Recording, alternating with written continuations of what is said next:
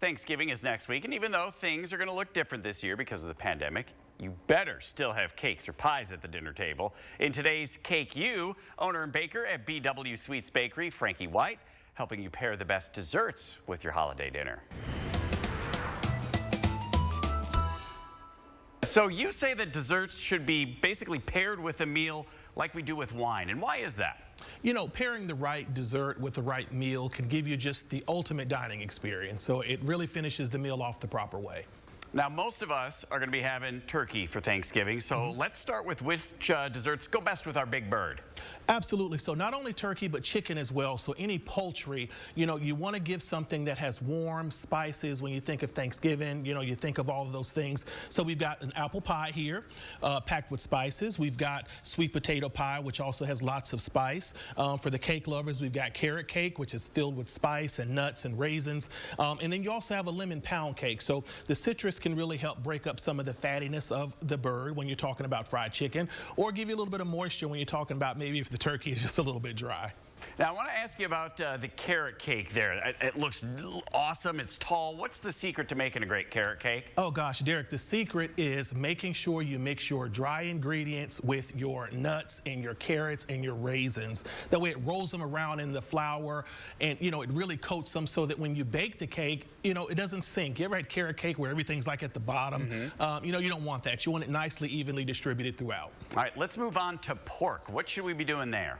You know, well, pork is very salty. There's a lot of sodium in it. When you see people, you know, bake Christmas and Thanksgiving hams, they put, you know, pineapples and cherries on them because you want to break up some of that sodium. So cheesecake is an excellent way to do that. And you want to throw some fresh fruit on top. So we've got strawberry cheesecake, we've got cherry cheesecake, we've got a pumpkin pie, which is tends to be sweeter than sweet potato pie, and we've got the ultimate sweet pie, which is a pecan pie.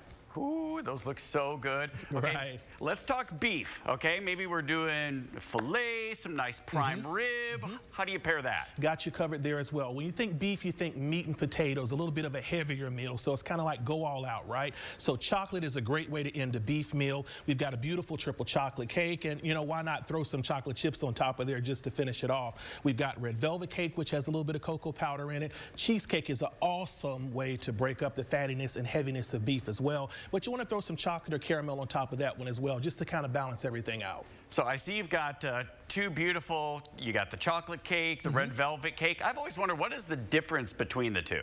You know, a lot of people think a red velvet cake is a chocolate cake colored red, but it's really not. You know, a chocolate cake is going to have anywhere from a half a cup to 3/4 of a cup of cocoa powder. A good red velvet cake is only going to have a teaspoon or two of cocoa powder in it. You really only want to get just a hint of the cocoa taste. You don't want it to be too overpowering.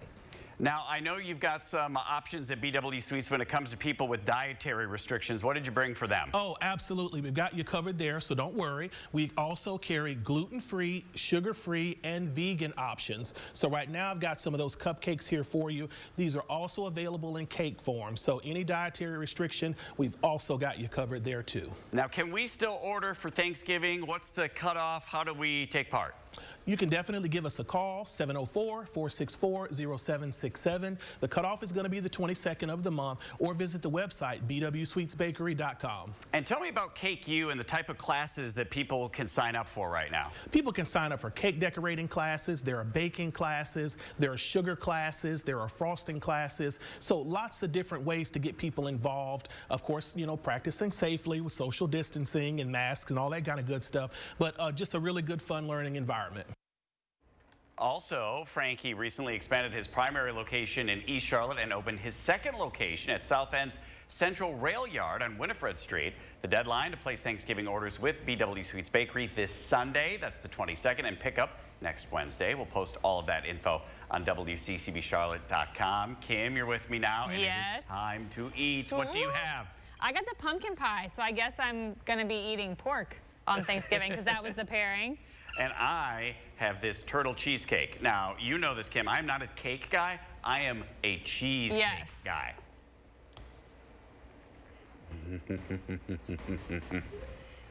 So good.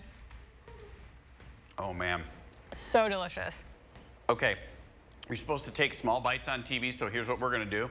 We're going to go to break so we can take our big bites. And we'll be back and we'll do some stuff after this break. All right, big bite time.